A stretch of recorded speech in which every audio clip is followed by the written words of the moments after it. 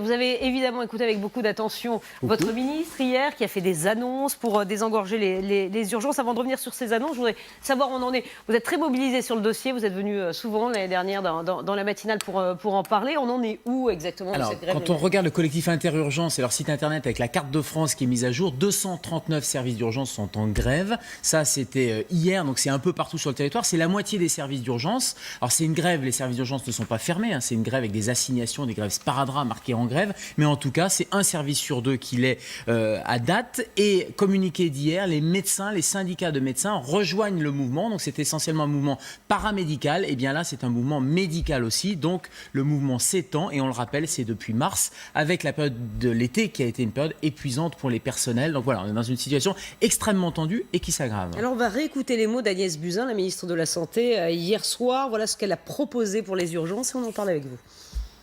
Nous avons besoin de trouver une solution pérenne, une solution de fond pour améliorer la situation.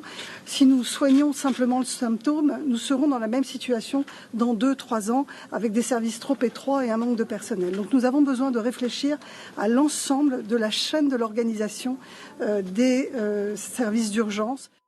Est-ce que ça vous satisfait, docteur ?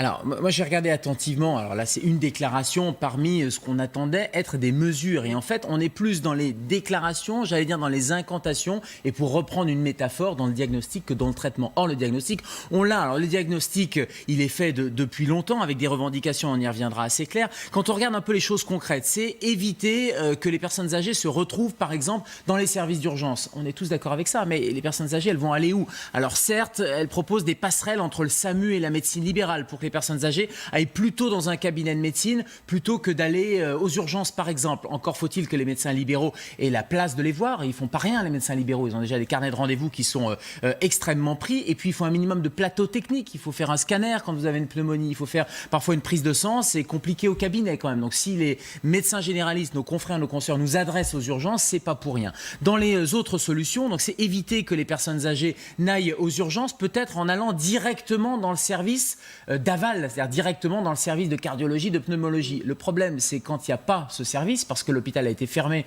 l'hôpital de proximité en particulier, ou parce qu'il n'y a plus de lits d'aval, et on sait que dans les revendications, c'est l'arrêt des fermetures de lits, ben, on les met où, ces personnes âgées? Autre problème, les personnes âgées, il y a un peu le poumon, il y a un peu le cœur, c'est la cardiologie, c'est de la pneumologie. On voit bien qu'il faut faire déjà un débrouillage de la situation, et c'est aussi la mission des urgences avant de pouvoir les hospitaliser. Et dans les revendications, il faut un moratoire sur la fermeture des lits, on n'a rien entendu. Il faut des engagements sur les effectifs, on n'a rien entendu. Et il faut arrêter les recrutements des personnels contractuels et intérimaires, on n'a rien entendu. Bon, il manque beaucoup de points à éclaircir. Oui, et comme je le disais, suffisant. Un des grévistes ce matin me disait, c'est pas avec ça que ça va arrêter la grève. Merci beaucoup Gérald, vous restez avec nous bien entendu. On va reparler effectivement de ces mesures annoncées par Agnès Buzyn. Semble-t-il effectivement ça ne suffira pas.